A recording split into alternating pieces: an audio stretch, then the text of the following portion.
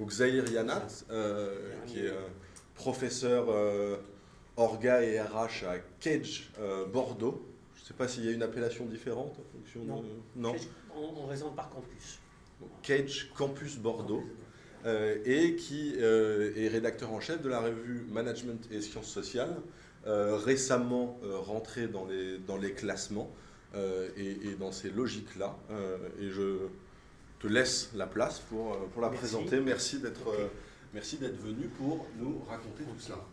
Bon, merci Johan de cette invitation à laquelle je suis très sensible parce que j'ai toujours rêvé de diriger une revue. Non pas pour l'image que ça pouvait apporter, mais pour le transfert de connaissances que ça pouvait induire. C'est surtout ça. Et également finalement pour d'autres raisons dont les fondements sont triangulaires. Je parlerai d'abord du respect du lecteur. Respect du lecteur.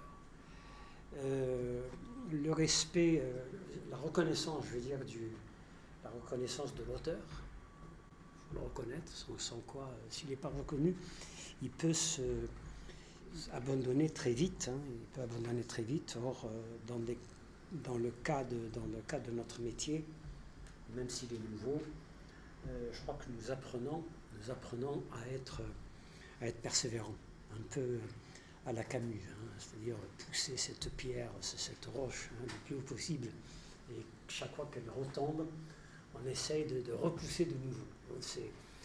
Et puis il y a justement, un peu par rapport à cette métaphore, peut-être le désir de bien faire, c'est l'excellence. C'est les trois aspects qui sont au fondement même, disons, de la mission que j'ai entamée d'exercer à partir de 2012. Donc, premièrement, quelle est la ligne directrice de la MSS? Bon. Alors, je pourrais dire d'abord que peut-être je vais faire un peu j'ai commencé à le faire, la genèse de cet objet, et puis un peu l'historique. Un certain nombre d'aspects.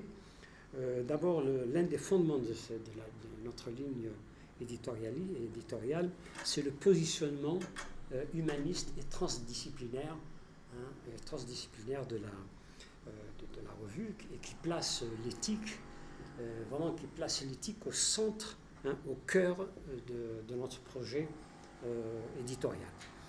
Une attention particulière est donnée, disons, à l'épistémologie des sciences de gestion, qui permet de réfléchir sur l'objet même de la recherche, surtout dans notre domaine en management des sciences sociales. Il s'agit en fait de discuter et de disputer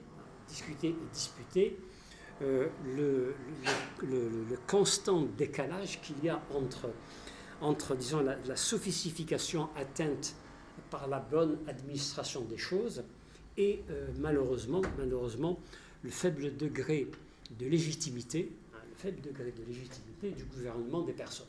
Donc là, c'est une problématique qui est au cœur vraiment de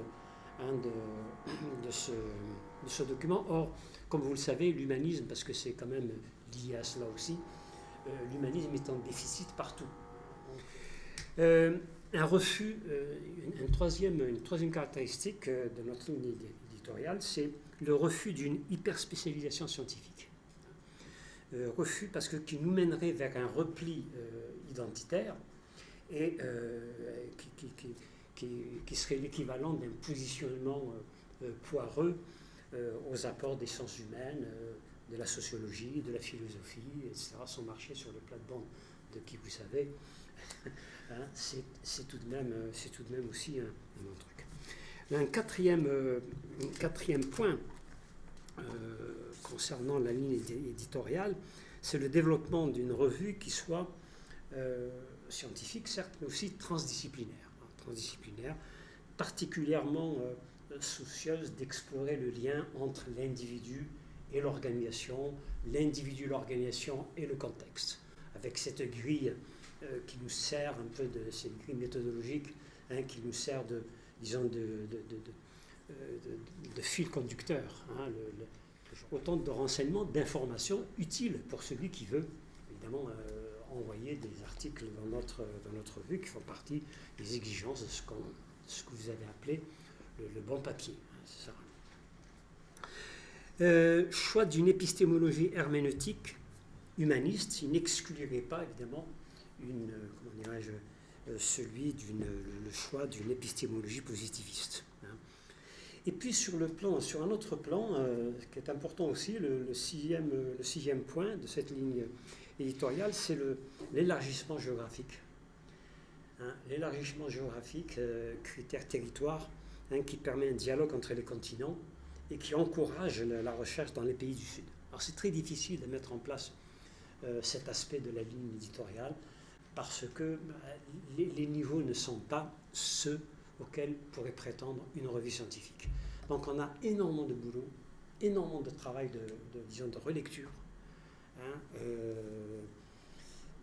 Là, c'est un domaine de préoccupation qui est ancien. Dès le départ, nous l'avions senti. Mais passer de l'intention à l'acte est très difficile. Et nous passons au comité de rédaction beaucoup de temps à, parfois, au lieu de renvoyer l'article, disons, à l'auteur, nous faisons nous-mêmes, ou bien à un autre évaluateur, ce qui est également... mais nous avons considéré par expérience qu'il y a lieu de faire un travail en amont dans le cabinet feutré du comité de rédaction. Donc nous faisons un travail là, pédagogique. Il ne s'agit pas d'écrire l'article à la place de l'auteur, mais disons d'aider l'auteur à être dans l'accompagnement. Et là, ça demande énormément de boulot. C'est pas toujours facile, mais je tenais quand même à le dire. Alors, l'équipe éditoriale qui est chargée d'appliquer ces principes généraux de la ligne éditoriale, elle est récente au sens où elle était renouvelée. On l'a renouvelée tout récemment. Et on a créé, disons, d'abord deux rédacteurs en chef adjoints. Vous avez le droit de les connaître, au contraire. C'est avec Maria Giuseppina Bruna, que vous connaissez, et Jean-Paul Chankam, qui est professeur chez nous à Kedge. J'ai créé également un comité éditorial, un conseil éditorial avec un certain nombre de personnes connus pour leur expertise, mais aussi avec lesquels je suis en phase sur le plan de l'enthousiasme à montrer, parce qu'il faut de l'enthousiasme pour se mettre dans cette logique de rédaction, mais aussi chacun dans son domaine d'excellence. Alors ce sont des personnes que je connais évidemment personnellement, c'est pour ça que je vous disais que l'histoire d'une revue, c'est l'histoire d'une personne et de plusieurs personnes. Donc, on fait une présélection au départ. Et nous partons toujours, et ça peut-être un peu, je vais réfléchir un peu le modèle après, mais on part toujours d'un congrès, d'un colloque, etc. Et puis on fait une présélection au niveau du comité de rédaction. Et on choisit les évaluateurs dans une deuxième phase. De telle sorte que si par exemple on a, je sais pas, il y a 40 participants, 50 participants, voire même 80 participants, eh bien là il y a un travail du desk eject qui se fait. C'est pas parce que ton article est passé à un congrès qu'il va forcément passer dans une revue. Le choix doit être fait en fonction évidemment des critères qui sont les nôtres, surtout la transdisciplinarité, l'éthique, le rapport entre management et sciences sociales, etc. Alors, qu'est-ce qu'un bon papier? Oui. Question ô combien difficile, sincèrement difficile.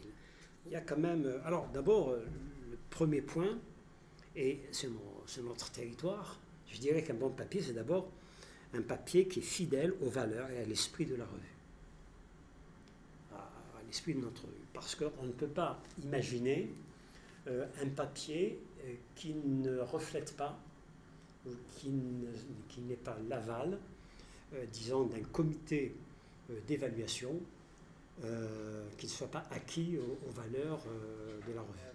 Deuxièmement, l'originalité de l'objet de la recherche. C'est vrai que depuis tant d'années que nous faisons de la recherche, il est difficile d'être original parfois. On a presque envie de dire, oui, mais tout a été dit. Non, tout n'a pas été dit, et les choses changent. Donc il y a une originalité de l'objet, pas du champ, mais au moins de l'objet. Donc capacité, c'est-à-dire de sortir un peu des chemins battus, quoi, des sentiers battus, du mainstream. Voilà. Sortir un peu de ça, quoi. Un troisième point sur la capacité, c'est la capacité, enfin la perspective humaniste, je l'ai dit, l'interdisciplinarité, je l'ai dit, une bonne connaissance de la littérature et des grands enjeux qui traversent le champ des sciences sociales. Et plus particulièrement la capacité qu'a un bon papier d'examiner de façon exhaustive à la fois la dimension descriptive d'un sujet, la dimension, disons, explicative, et puis la dimension prescriptive. Alors évidemment, de ce point de vue-là, vous avez bien compris que nous sommes très gourmands disons des papiers avec une partie empirique, voire même quanti, il n'y a pas de problème. Ça, c'est pour aller, pour contrer un peu ceux qui pensent que toutes les questions concernant les disciplines liées aux sciences sociales ne peuvent pas être quantifiées. Je refuse personnellement cette opposition entre quali et quanti. Je crois qu'il faut que nous soyons des adeptes de la circularité, pour reprendre l'expression d'Edgar Morin, cette circularité qui permet effectivement, non pas de tourner autour du pot, mais d'aller et de revenir avec une interaction, etc. Donc, c'est un peu ça notre point de vue. Alors donc, pour continuer sur les critères d'un bon papier, rigueur de l'approche, évidemment, mais ça, j'invente rien. Je pense que ce sont des critères, évidemment, qui sont identiques. Je pense que vous devez certainement retrouver ici un certain nombre de caractéristiques que vous avez déjà rencontrées et que vous partagez certainement. Goût de la précision et clarté de la rédaction. Goût de la précision, effectivement, positionnement distancié et réflexif du chercheur, mais ça aussi, ça fait partie des canons, de l'écriture et de la recherche.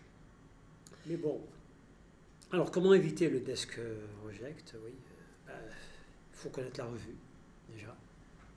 Il faut connaître la revue, et là, on a des comment dirais-je, nous avons des manquements, pas des manques, mais des manquements, parce que nous ne la diffusons pas suffisamment. Je crois qu'on ne la diffuse pas du tout, même. On ne la diffuse pas. Même parce que je considère que je ne peux pas tout faire. Je suis obligé d'orienter notre énergie vers le travail lui-même de confection. Comment éviter le desk reject? C'est aussi, il faudra que l'article soit, disons, adéquat à la vision et aux valeurs de l'entreprise. C'est vrai. De toute façon, c'est difficile. C'est difficile. Dans la discussion tout à l'heure, je serai peut-être un peu plus précis. Pertinence par rapport à l'appel à communication, cahier thématique en particulier. Donc là aussi, c'est assez important. Rigueur de l'approche méthodologique, bien entendu, évidemment, ça, voilà.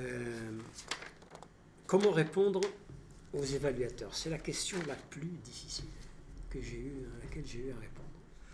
Alors, donc, je me suis dit, il faut, en pratique, qu'est-ce que cela veut dire? Alors, en pratique, cela veut dire que il y a l'arbitrage de la revue en fonction de sa politique éditoriale.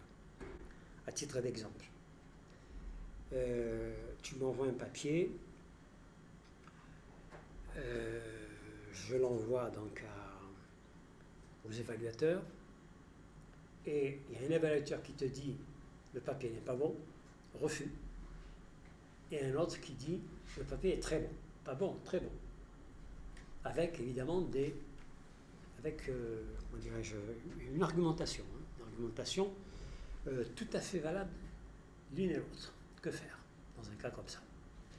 Eh bien, c'est là que la bienveillance consiste en fait à favoriser l'éclosion de chercheurs. Mais l'intention est là. L'intention, elle est là. C'est quand même la bienveillance qui est au rendez-vous. Alors après, bon. Autre chose aussi, c'est le danger de rejet si on n'accepte pas les demandes de modification. Alors, je ne sais pas si j'ai répondu à toutes les questions, c'est à vous de me dire. Hein. C'est à vous de me dire, voilà, je finis comme ça, hein.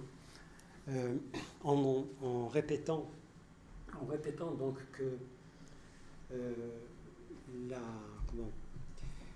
principale difficulté du travail d'un éditorial, c'est finalement celle de répondre à tous les auteurs.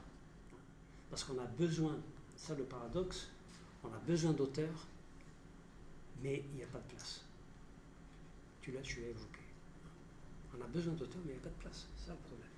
Il n'y a pas de place dans notre calendrier, il n'y a pas de place dans certaines revues. Alors, est-ce qu'il faut multiplier les revues? La FNEJ n'est pas tellement favorable à la multiplication de revues. Bon, mais je crois qu'une autre solution, ça serait effectivement de multiplier, peut-être de rendre les revues plus fréquentes, enfin l'apparition de revues plus fréquentes. Je ne sais pas ce que tu en penses, hein, il me semble. Voilà, je suis à votre disposition pour répondre à des questions éventuelles, parce que... oui.